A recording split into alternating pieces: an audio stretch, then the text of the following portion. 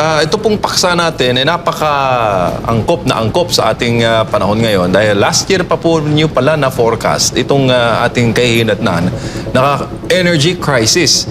Last year, June. Tama ba, sir? Opo.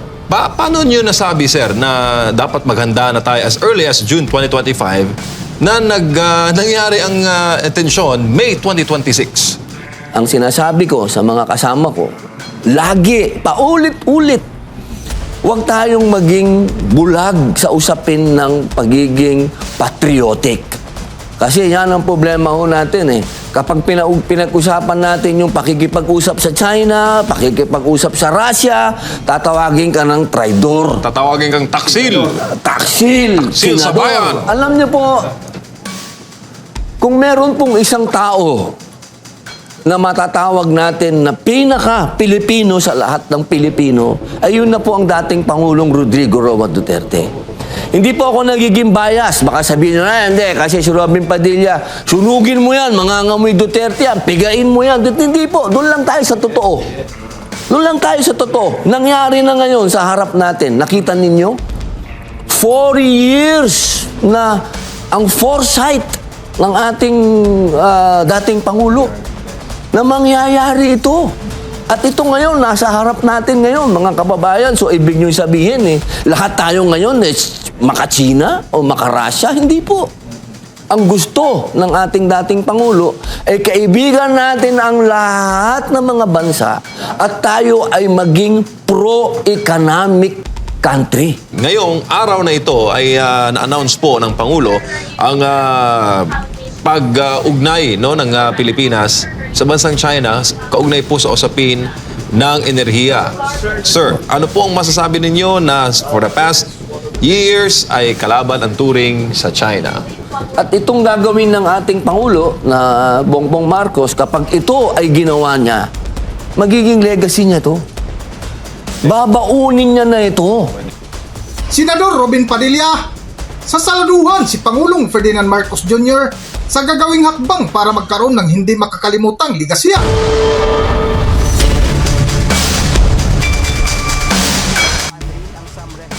Welcome back to Kakibat TV.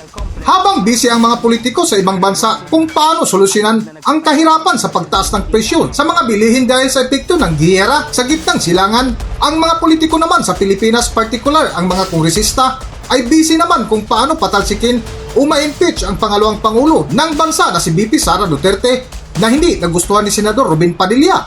At kinagabihan nga ay humarap sa Political Outlook interview ng SMNI si Senador Robin Padilla na kung saan isa-isang sinagot ang katanungan ng mga news anchor sa nasabing programa na kung saan muling binalikan nila ang forecast ni Senador Robin Padilla noong June 2025 ukol sa darating na energy crisis ng buong mundo, partikular sa ating bansa na 4 na taon na ang lumipas matapos ang foresight ni dating Pangulong Duterte ukol sa magaganap na nangyari na ngayon ang kaguluhan na kapag nakipag-usap sa China at Russia ay tinawag pang traidor. Ngunit sa matapang na pahayag ni Senador Robin Padilla, kung mayroon man isang tao na pinaka-Pilipino sa lahat na maka-Pilipino ay walang iba kung hindi si dating Pangulong Duterte na. At dahil nga napag-aralan ni Robin Padilla ang napag-aralan ni dating Pangulong Duterte ukol sa geopolitics, ay binuksan ni Robin Padilla noong taong 2022 ang issue sa crisis na inulit niya nitong June 2025 ang usapin ng crisis na binaliwala ang kanyang panawagan sa mga kasamahan sa Senado na kinausap niya pa ang ilang mga ahensya ng gobyerno na paghandaan ang darating na crisis,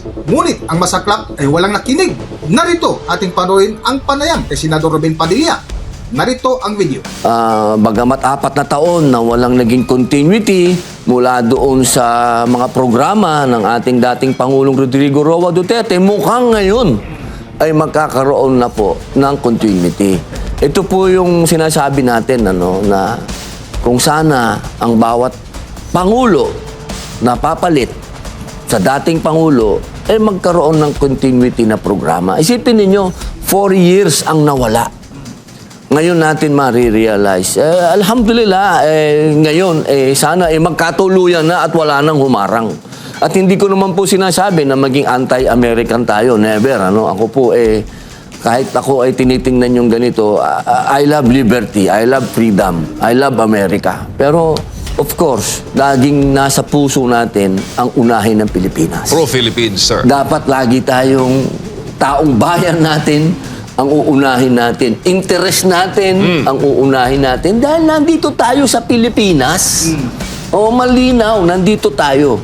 At itong gagawin ng ating Pangulo na Bongbong Marcos, kapag ito ay ginawa niya, magiging legacy niya to. Babaunin niya na ito. Kasi ibig sabihin, makakaroon na tayo ng sarili nating langis, mga mahal kong kababayan, kapag yan nagkaroon po tayo. At sinundan niya pa ng pakikipag-usap sa Sabah. Naku po, magiging maayos na po tayo in a way na hindi na tayo maapektuhan ng mga ganitong, alam nyo kasi, tayo po ay biktima ng batas eh. Itong nangyayari po sa atin, ito kasi yung deregulation ng oil deregulation noong 1998. Ito po yung batas na ito na yung mga oligarko ng langis, sila na po ang nagdi-dictate ng presyo ng langis. Isipin ninyo, tumaas ang langis ng ganyang kataas na 100% na yata, from 50 to 110, parang ganyan na yata, 112. Masasyak ka talaga. Anong nangyari? Parang, asan ang gobyerno? Wala po tayong magagawa dahil yan ang batas. Kaya ngayon po, meron po tayong mga hakbang dyan sa Senado na yung batas po na yan, kung hindi ma-emendahan, ay ma-repeal yan. Hindi po tayo papayag na ganito ang gagawin sa atin para tayo mga alipin nitong mga oligarko ng langis. At saka, Senator, yung gusto ding suspendihin yung excise tax, kayo pumapabor din ho ba noon? Opo, tayo po co-author din po niyan. Pero ang masasabi ko lang po, makakatulong po ito. Definitely. Makakatulong po yan.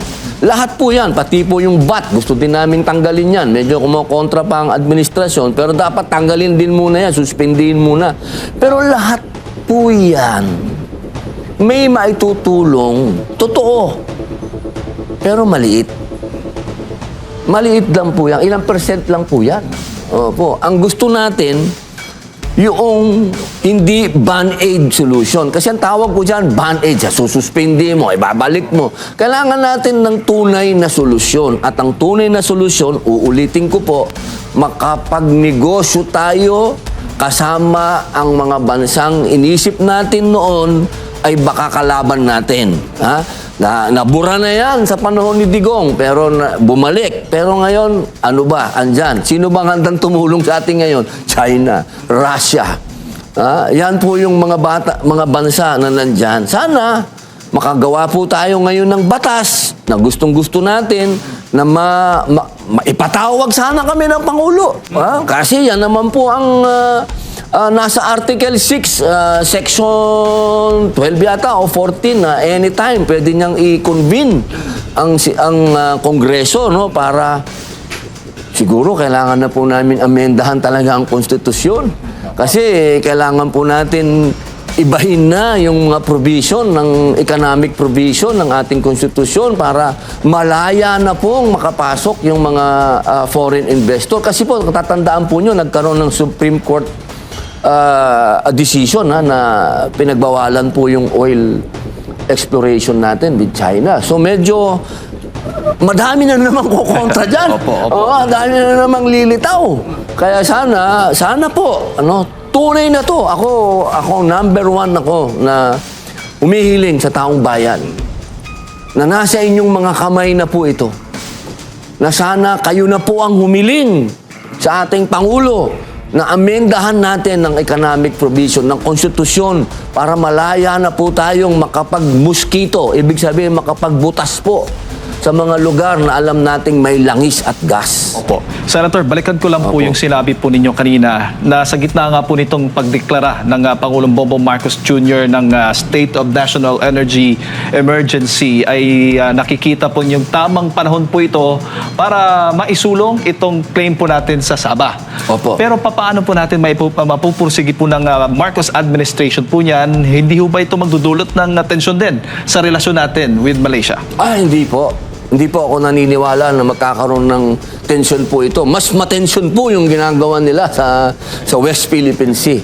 Mas matensyon po yan dahil ang nangyari po dyan, nagkalabasan na ng mga, nagkaputulan na ng daliri, marami na pong nangyari. Ang Malaysia po ay maituturing natin na kamag-anak natin yan. Malay race din po tayo kung matatandaan po ninyo. At aminado din naman po ang Malaysia magmula pa noon na sa Marcos Sr., kung natatandaan niyo po, ilang beses po yan na nakipag-usap dyan sa Malaysia patungkol po dyan sa Sabah. Saka hindi na po uso ngayon yung nakikipaggera. Hindi na po uso yan. Magkakasama tayo sa ASEAN. Pwede pong mamagitan ang ASEAN dyan patungkol dyan atin sa dormant claim. Ibig sabihin, matagal na po yan na nasa United Nations, matagal na po yan na pinag-uusapan, hindi po yan bagong desisyon. Yan po ay matagal na. Bubuhayin lang natin ang pakikipag-usap at hindi po ibig sabihin, ako po kung halimbawa, kung ako'y gagawing miyembro dyan, ng ating Pangulo, na hindi, sumama ka dyan sa negosasyon dyan, hindi ko sasabihin, kunin natin ang Sabah dahil imposible namin.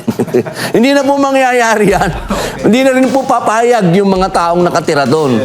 Ang ibig ko lang pong sabihin, ang nais ko lang, magkaroon naman tayo ng party dyan.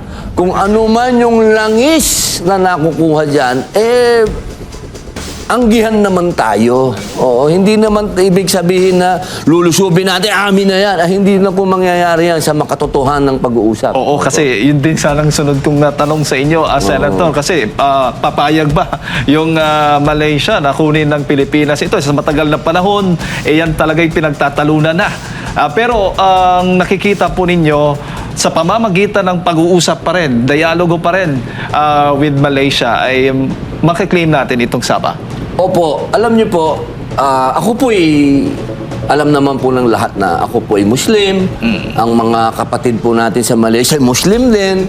At alam din naman po natin na ang magkakamag-anak, ang mga nasa Sabah at ang mga nasa Sulu. Oo, ano po yan relatives. Opo, at hanggang sa mga panahon nito ay may trade po dyan na nangyayari. Yan po tunay na nagaganap. So wala pong away dyan. Ang kailangan lang natin ay pag-uusap. Buksan ang dormant claim. Ibig sabihin po ng dormant, hindi natin kasi hinayaan nating matulog. Bubuksan lang po natin. Bubuksan. At saka willing din ho kayo, bukas kayo na pwedeng kayo mismo manguna. Oo po. Dapat akong kasama dyan. Kasi kaibigan ko yung mga Malaysian. Ang Malaysian ambassador ay best friend ko. Opo. Kasi hindi po away ang gusto natin Ang gusto natin kumbaga, Britain tayo Tayo yung magkakamag-anak buhayin natin yun. At alam ko hindi madamot ng Malaysia. Hindi po madamot na bansa yan. Hindi po tayo mahihirapang makipag-usap. Opo, Senator, ASEAN chairman po tayo ngayong taon na ito. At tingin po ba ninyo, dapat munang, para makatipid, di muna tayo mag-host o gamitin natin itong pagkakataon bilang ASEAN chairman na makipagkaibigan nga, maghanap ng supply ng langis para sa interes na nakararaming Pilipino? Napakaganda po ng inyong mungkahi. Kung ako po ang tatanungin, meron po mga pagkakataon na dapat tayong magtipid. Meron po mga pagkakataon na kailangan din po tayong mamuhunan. Ito po yung mga pagkakataon na hindi natin po dapat ito i-cancel. Kasi ito po yung pagkakataon na makipag-usap po tayo ng derechahan doon sa mga bansang miyembro ng ASEAN. Nakasama po tayong nagtatag. Tandaan po natin, Hindi po maganda na kasama tayong nagtatag ng ASEAN, bigla tayong magka-cancel. Siguro, ang pinakamaganda po niyan, at ginagawa din yan, lalo Singapore, number 1 yan na mahilig tali ng kanilang sintron. Ipakita natin na ang Pilipinas, bagamat siya ang host, kailangan iparamdam natin na nagtali tayo ng sintron. Hindi natin dapat i-cancel, pero mararamdaman nila kasi may mga ano dyan May mga, alam mo na, medyo yung mga bagay na hindi naman kailangan i-cancel. May mga pasyal-pasyal dyan, boss. Ano na yun? Puro meeting lang siguro. So far, Senator, sa assessment po ninyo sa ginagawang hakbang ng gobyerno laban po dito sa krisis po natin, meron din kayong latest statement na nagpapahayag po kayo ng suporta pa rin sa Pangulong Bongbong Marcos Jr. sa kabilangan ng kabilang mga batikos laban sa kanyang pamamahala. Ano ba yung hugot po ninyo dito? Bakit nasabi po ninyo ito sa kabila nga ng mga ilan sa ating mga kababayan, o marami sa ating mga kababayan ay talagang hindi po kontento sa ginagawa po ng Pangulo? Ay, ako rin po hindi kontento. Ako po yung number one na oposisyon, ano? Lalo na po yung mga dating naging desisyon ng ating Pangulo. Ako po talaga naguguluhan sa mga nangyayari. Pero ito pong nangyari ngayon, parang para sa akin naman, hindi naman tayo fair. Parang hindi naman niya kasalanan to. Hindi naman siya ang nag-utos na kay Trump na bombahin mo yung Iran. At hindi naman din siya ang nagsabi doon sa mga oligarko ng langis na itaas niyo yung langis. Parang unfair naman na gang up tayo sa kanya. May mga pagkakataon na dapat din ay alam natin ang katotohanan. Ang presidente natin, hindi niya po ligaw siya diyan sa nangyaring atake. Katulad po ng presidente ng UK, Prime Minister ng UK, ang Spanish Prime Minister at iba pang mga bansa, nagulat din sa ginawa ni Presidente Trump. So, sa usapin ng ginera yung ginera yung Iran, walang kinalaman si Presidente Bongbong po doon. So, alisin natin siya doon. Yung pagtaas ng langis, hindi din po siya kasama dyan. Kasi may batas eh. Yung batas po ng oil regulation ang nagpataas ng mga presyo dahil yung batas na yon sinasabi na wala nang makagawa ang gobyerno kung gustong itaas ng mga oligarko ng langis. Pero, meron isang dapat na tandaan. At nakita ko naman na na-realize na yon ng ating Pangulo na masyado kasi siyang nag-concentrate doon sa military build-up eh. Hindi siya nag-concentrate sa economic build-up natin. Dapat doon po tayo ngayon. At ngayon, mukhang doon na tayo. Di ba, sinabi naman niya na ang direksyon natin maiiba na. So, magandang balita po yon. Yung akin, pag merong palpak, banatan natin. Oposisyon tayo eh. Pag meron namang mabuti, purihin naman natin. Hindi naman ibig sabihin, down mo yung tao. Ako, ini-encourage ko ang Pangulo ngayon na gawin niya yung sinabi niya. Opo, at lalo na kanina, ay nagbigay po ng kanyang President's address ang Pangulong Bongbong Marcos Jr. Umaabot na lamang sa 45 days yung supply natin ng langis at nagpapatuloy po ang kanilang pag-uusap doon sa mga bansang posible nating pagkukunan ng source. At kabilang na nga dyan ang China, yung Brunei, Korea at iba pang mga bansang nabanggit, Senator. So, papaano po ninyo maipapabahagi sa ating mga kababayan na hindi dapat magpanik kahit 45 days na lamang yung supply ng langis po natin at patuloy ang kanilang paghanap? Wala po kasing mangyayari pag nagpanik tayo, lalo tayong magkakagulo. Yan din po ang gusto ng mga kalaban natin, chaos. Alam nyo, maraming lalo na yung mga komunista, gusto nila yan. Magkaroon tayo ng chaos. Pero wag ho natin yan ibigay. Ang masasabi ko lang po sa inyo, mga mahal kong kababayan, bagamat sinabi ng ating Pangulo na 45 days, pero ito pong nangyari na to. Para pong nung pandemic, di ba? Naalala nyo po nung pandemic, taon ang ating binuno. Ito pong nangyari na ito, hindi po ito pag natapos. Halimbawa lang po, nagkaroon ng milagro at ating pinakinggan tayo ng Iran at ng Israel at ng Amerika na nagkaroon ng peace talks, nagkaroon ng ceasefire. Hindi din po kaagad na babalik ang mga presyo, ha? Opo, hindi po ganyan ang sitwasyon, ano? Tandaan po natin, itong mga huling araw, nagkalusuban ng mga energy installations sa Gulf. Ibig sabihin, tinira na yung mga oil, yung mga gas, yung mga energy installation ng Gulf countries, including Iran and Israel. Matagal po epekto niyan. Hindi po yan wasak ngayon, bukas gawa na. Hindi po yan, meron matagal po yan. Siguro, ang projected nga po dyan, 6 months ang pinakamabilis. So, ibig sabihin, mga kababayan, huwag po tayong mag-hope sa isang bagay na hopeless. Ano po yung ibig kong sabihin? Hindi po after 45 days magkakaroon na tayo uli ng maraming supply. Hindi po ganon. Ang bansa natin sa oras na to, ang ating administrasyon, kailangan humanap ng kukunan niya ngayon. Kaya po pumapasok ang Russia at ang China. Opo, yan po ang tunay na sitwasyon. Opo, yung sinasabing 45 days, yan po yung stock. Stock, yes. Pagkatapos po noon, wag niyo pong asahan, diyan po kasi sa Strait of Hormuz, ang pinapayagan lang po ngayon diyan dumaan, China. Yan lang po. Kasi ang Russia, may sarili po yan. May sarili silang daanan, may sarili silang langis. Yung pong sa Gulf, diyan po nang gagaling. At dumadaan po diyan ng China lang. Kung ang China magsusupply sa atin, shortcut, mas maganda. Opo, malapit. Siguro, ibig sabihin nun, kung ituturing tayong kaibigan ng China katulad noong pandemic na itinuring tayong kaibigan, hindi tayo siningil, binigyan nga tayo ng libreng mga Bakuna. vaccine, Tayo nga una, sir, eh. at murang vaccine. So, kung tayo talaga ay tatanggapin ng China bilang kaibigan nila, inshallah, God willing, hindi din nila tayo bebentahan ng mahal na langis. Katulad nung ginawa nila noong pandemic na hindi nila tayo binentahan. Binigyan pa tayo ng libre na vaccine. At yun po ang magpapababa ng presyo. Kasi po sa ngayon, ang gusto natin ay bumaba ang presyo ng langis.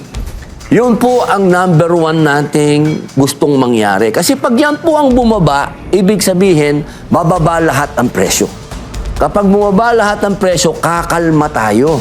Kaya po ang ginagawa ng ating gobyerno, na administrasyon, ay kumausap na ng mga bansang pwedeng mag-supply sa atin ng langis para magkaroon po tayo ng sapat na langis sa murang halaga. Sigurado po pag China, mura yon, inshallah. Ang Malaysia, sigurado, mura yon. Kapitbahay natin, kapitbahay lang po natin. Yan po yung mga number one na leksyon sa atin na kung meron tayo dapat magandang relasyon sa kapitbahay po. Di ba? Yan naman ang nasa Biblia. Hindi na nasa Quran. Gandahan mo ang relasyon mo sa kapitbahay mo. Hindi lang kapitbahay, Sen. Kapitbahay, ninuno, kamukha pa. Yan. Yung mga Malaysia, yung mga malayo. Nananalaytay sa dugo natin ng Malaysiano at ang mga Chino. Opo, going down sa ating pong last topic, sir. Parating na po ang birthday, no, ni FPRD. Anong mga sir, experience mo sa Hague nung nakaraang pagdalaw mo? At ano ang personal mong take? 1 year na, mahigit si PRD doon sa ICC. March po siya dinala. Last year, March 11. Ngayon po, March 28, birthday celebration. Noong March 11 po, tayo po'y nagtungo doon. 1 year, dumating po nga, late nga lang po akong dumating. March 12 na ako dumating. Kasi po, walang flight. Nag-umpisa na po yung gulo. Nahirapan po akong humanap ng sunod na flight. Kasi wala po lahat Gulf flight eh. Yung dadaan ka ng Dubai, dadaan ka ng Qatar, wala lahat, cancel. So, kailangan mong dumaan sa ibang airline. Dumating po ako doon, March 12. Katapos na po yung 1-year celebration ni Digong. Nakita naman po natin na mas dumadami pa ang mga kababayan natin. Naging parang pilgrimage na po ang Duterte Street eh. Nagpupunta doon ng mga Pilipino. Alam nyo, ang maganda doon, kahit hindi sila DDS, basta Pilipino, pumupunta na sila doon. Kasi para sa kanila, injustice ang nangyari kay Digong. Kahit hindi DDS, pumupunta doon as Pilipino. Kasi hindi naman dapat hinililitis ng isang dayuhan ang isang Pilipino. Di ba po tayo, makakarinig tayo sa balita pag meron tayong kababayan na nakakulong sa ibang bansa, ginagawa nating lahat para mapauwi. Di ba po? Ngayon naman, noong March 28, last year, nandun po ako sa celebration ng birthday ni Digong. Doon natin nakita yung 6,000 na mga Pilipino na nagpulong-pulong po doon sa Duterte Park. Kasi may Duterte Park po dati eh. Ngayon po kasi pinagbawal na dahil magmula po nung araw na yon, nakita po ng Dutch government yung dami ng tao. Medyo sa dami ng tao po, yung park, medyo, siyempre, nasira yung mga damo, nasira yung, 6,000 tao, boss. Medyo, ano po yan. Ngayon po, meron po sila uling ganyang hakbang. Pero dahil po noong last year, nasa isang lugar po sila, hindi na po ganun ang gagawin ngayon. Ngayon po ay packets.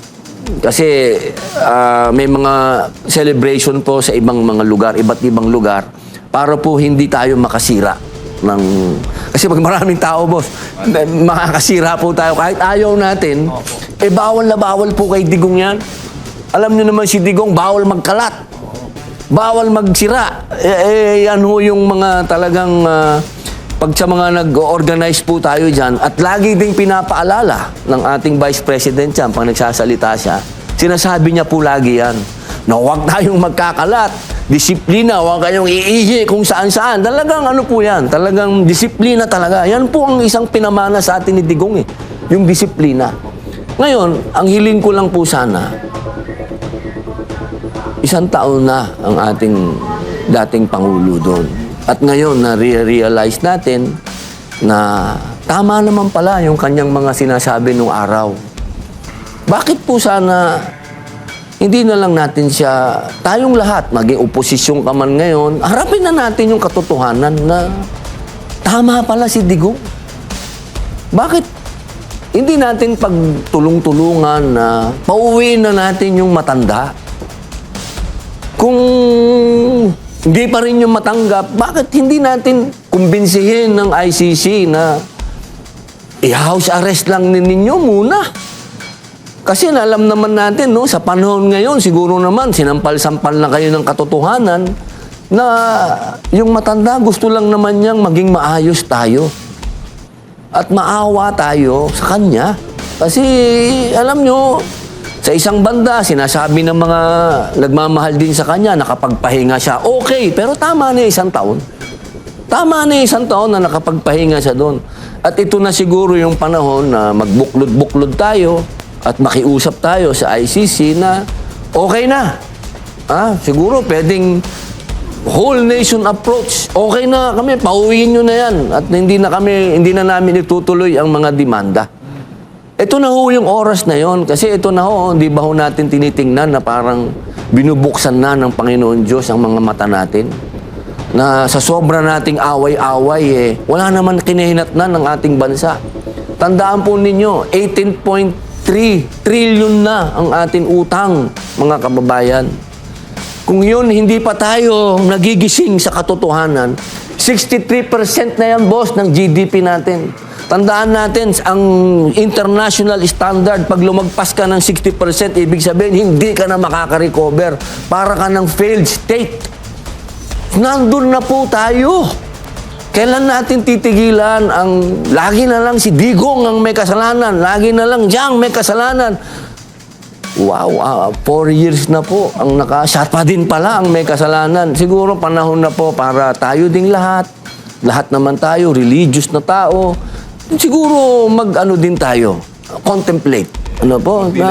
Magnilay-nilay din tayo. Saan ba papunta ang bansa natin?